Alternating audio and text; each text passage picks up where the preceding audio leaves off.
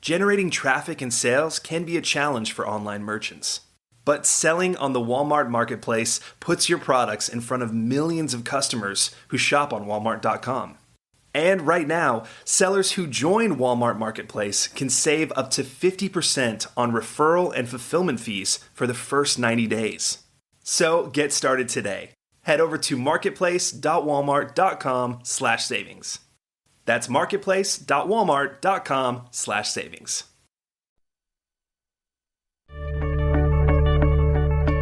Today's podcast is sponsored by SLI Systems, providers of intelligent site search and navigation solutions. Learn more at sli-systems.com and listen to their interviews at ecommercepodcast.com.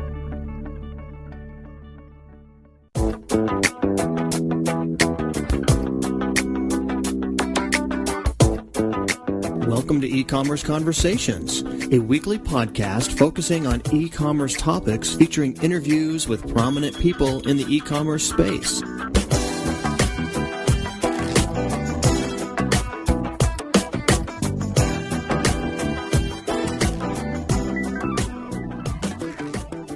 Welcome to E-Commerce Conversations by Practical E-Commerce. I'm Carrie Murdoch. Miva Merchant is an early days shopping cart. First launched in 1995, it rose and then fell with the dot-com boom and bust. FindWhat.com, a publicly traded company, purchased Miva Merchant. FindWhat subsequently renamed itself Miva, only to sell the Miva Merchant shopping cart division to a private investor in 2007. That investor is Russ Caroll. He's now the CEO of Miva Merchant, and he joins us here today. Well, Russ, thank you for your time today. You're welcome. Russ, tell us, why did you purchase Miva Merchant? Well, back in January of 2007, I was actually on vacation, and I had really been looking for a business with my former VP of sales at a former turnaround that I had done, Rick Wilson.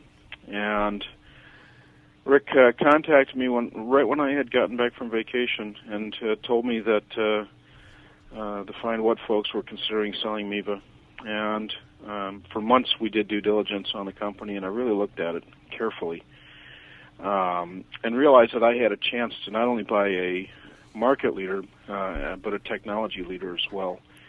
And what really made it so attractive to me was that it was almost like cheating having Rick as my number two there, because he really understood what the fundamental problems were in the business, from that were holding it back from succeeding fully as a company. I mean, it was a technological leader, but it really lacked kind of a steady hand to kind of gloss over it a little bit. But there were a number of things that were really business structures and systems and strategies that we knew that we could implement and really make it go with us.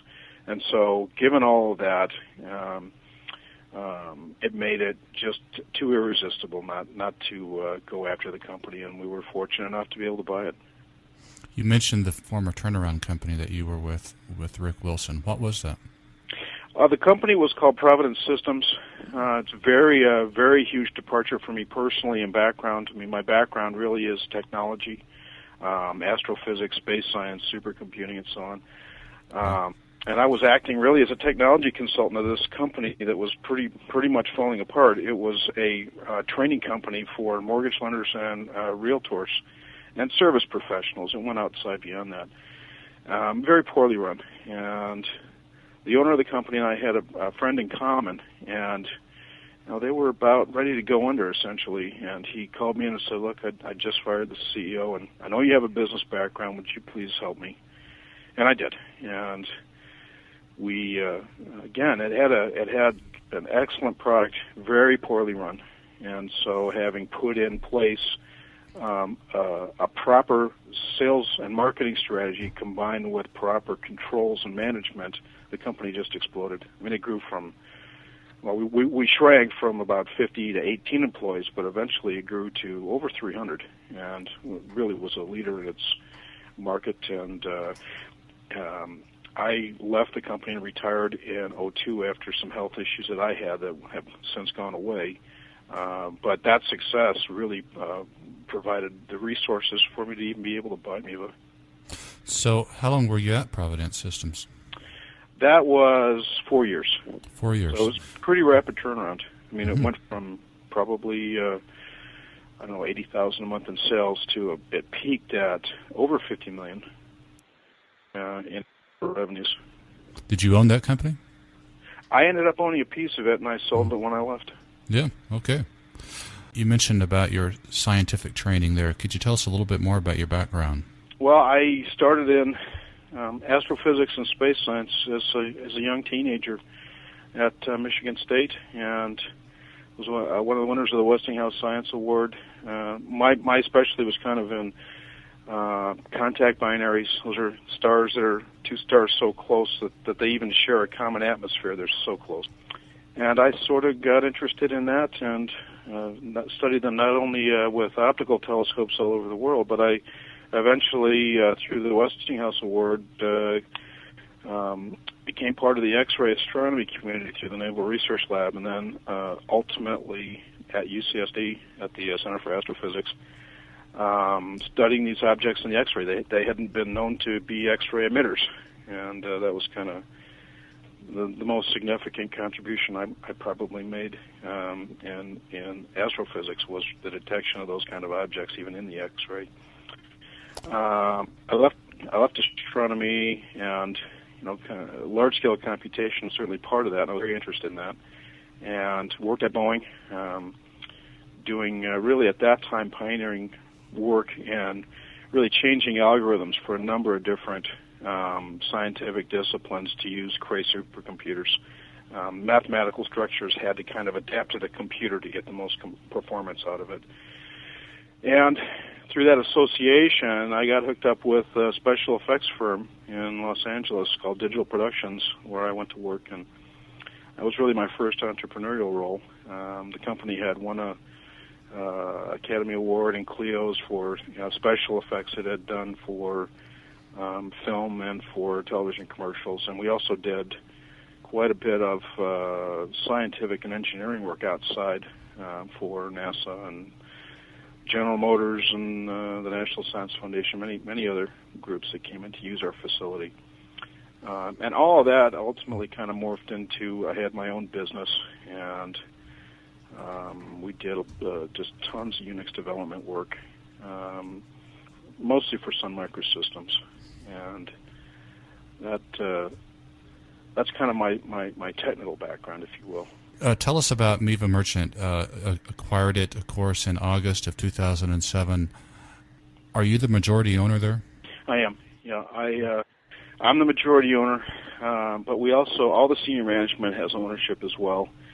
So if you go to our website, you'll be able to see all the management, each of which has a stake in the company, and we'll broaden that out.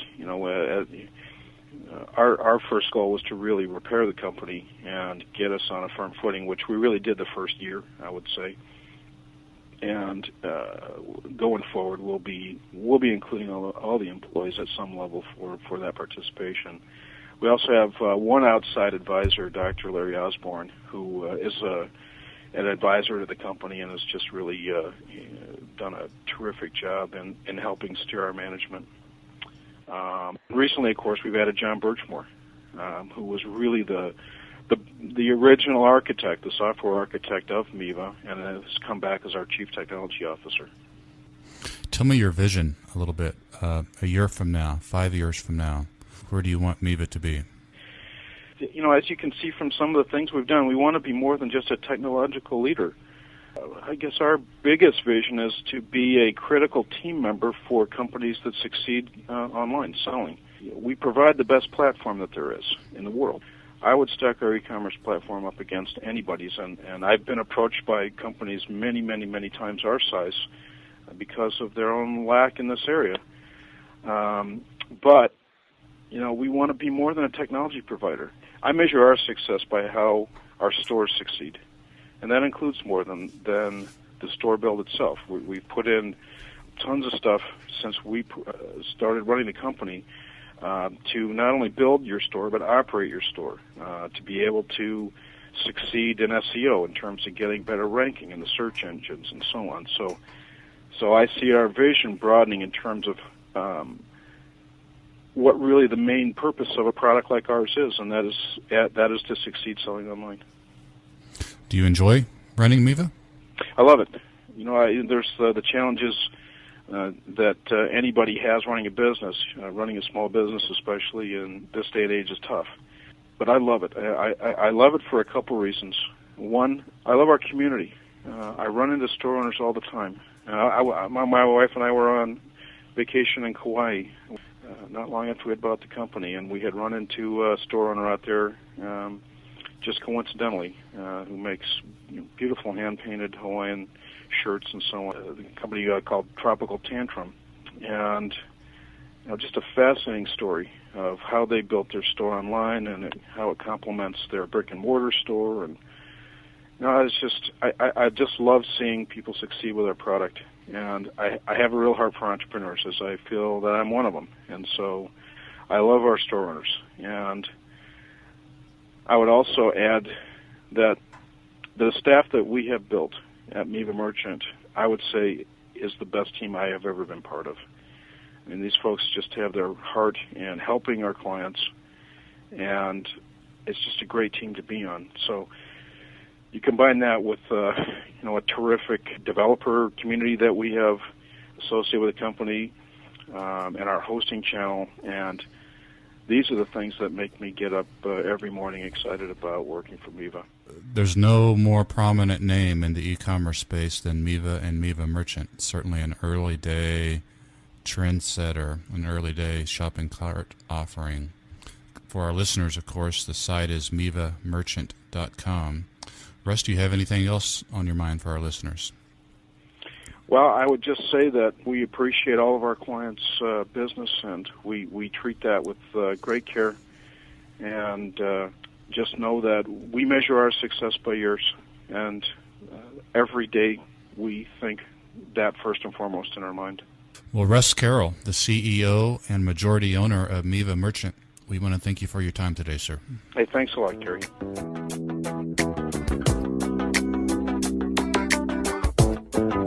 That's all the time we have for this week's e-commerce conversation. I hope you enjoyed it. Please tune in next week for another new episode.